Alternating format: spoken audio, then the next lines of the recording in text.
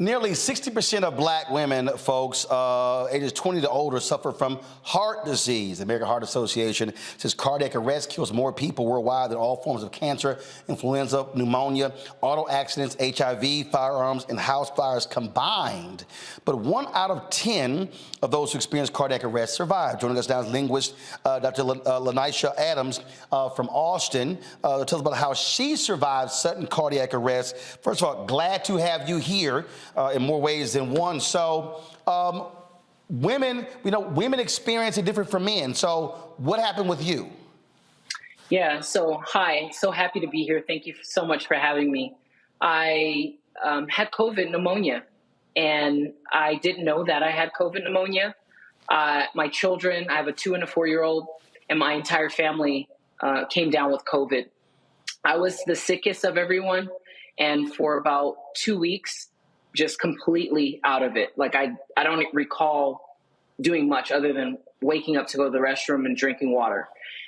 After 3 weeks, I started feeling better, and I sat down to watch something on TV, and then I woke up in the ICU. Wow. So you don't recall feeling anything? You don't recall blanking out? Nothing? Nothing, no. And actually, 9 out of 10 people who suffer cardiac arrest end in fatality, and the majority of them don't have symptoms. And how I was able to survive was my husband, my wonderful husband, David Foss. He performed CPR, and he's CPR certified. He's in the health profession, and he was able to revive me, take quick action to go through the process of the CPR to revive me. And then the emergency responders came and had to work on me for about half an hour before I was transported to our nearest hospital. Wow. And again, when you've been doing your research there, again, the symptoms that we've heard really vary in terms of, for some women, they actually may experience it, a tingling or whatever over a period of several days before something actually happens. Yes, I had no symptoms. In fact, the day that it happened, January 29th, 2022, so I'm just now over the 1-year anniversary, I was in a coma for about a week. I was in the ICU for 2 weeks. But the day that it happened, I journal quite a bit, and I remember writing that compared to how I felt at the beginning of the year when I got COVID, I felt the best that day, actually. I was very happy. My sense of taste and smell came back, and I physically felt so good. And it turns out I had COVID pneumonia. And as a result of that, my systems were overloaded. My heart stopped. I didn't have a heart attack, which is different than a sudden cardiac arrest. And I needed to be revitalized to make it back. And we also know that, one of the issues that we've heard with COVID, an increase in heart attacks, things along those lines, doctors are still, assessing the long-term implications of folks who have had COVID. And so this is something that is being talked about in many medical circles. Absolutely. And I've been tracking the data quite a bit, for women over 20 years and older, Black women, we have a rate, 60% of us suffer from cardiovascular disease of some kind. Hypertension, high blood pressure is the leading cause of it. There's a lot of question about it. Earlier today, I was watching your obesity, the special on obesity, which I think is very important for people to understand is not a medical condition. And it is a medical condition and not a behavioral issue, which historically it's been perceived as such. And I think when we're talking about our demographic of people and what we suffer from, it's very important to think not just about individual choice, but also the systemic and political factors that impact, health outcomes. I mean, this is so important. And for me, I think about it every day now. I have a heart condition that I have to manage and maintain. And long COVID for me means something quite different than just a cough or, a small symptom. I mean, I have to do a lot of things to make sure I'm healthy and I'm able to still live a full life. Questions from our panel. Julian, you first. Oh, first of all, I'm so happy that you're here with us. Congratulations on your recovery. The question that I have for you is, What warnings are there any warning signs that someone would have about cardiac arrest, or it just happens? And that means you can't prepare for it, can't do anything about it. Just help me out with that. Yeah, I think my cardiologist, he often helps me put things into perspective, and he says, you want to be as heart healthy as possible, right? So being heart healthy means staying physically active, being physically fit. I have a 2-year-old and a 4-year-old. So the only time I'd ever been in the hospital was to give birth. And so I have a hard time wrapping my mind around it, someone who's under 40 having had this happen to.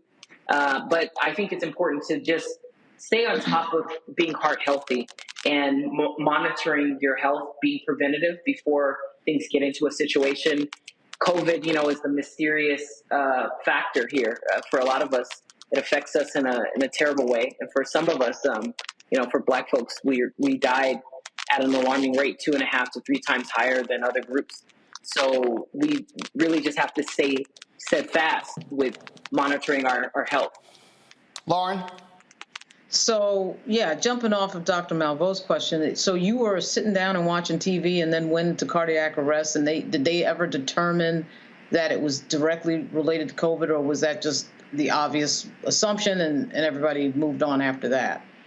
Yeah, my cardiologist, that's his determination, and there's quite a bit of research that is coming out about how COVID can cause my condition, which is called dilated cardiomyopathy. It means I have a damaged heart, and COVID has been shown to cause that. I don't have any genetic markers for it. No one in my family has heart issues. And so I gave birth 2 years ago, and I wasn't screened for it. So it is kind of a mysterious thing, and my cardiologist thinks it's a direct result of COVID. Makongo? Thank you so much, Dr. Adams, for your advocacy and raising the alarm on this. My question is, for somebody who, when we talk about strokes, people talk about the signs, someone grabbing their, left side and stuff. Are there signs that people should look for if somebody next to them might be experiencing it? Do their eyes start to change? Does the breath? Like, what could we do to maybe pay attention if it's happening to someone right next to us? If the breath changes, if what I was told was, and asked, did you have shortness of breath? Did you start feeling faint? Did you feel like you were going to keel over? And the only thing I recall, like I said earlier, writing my journal, was that I felt really great and I wanted to rest in that moment. And I was just with my 2.5-year-old son.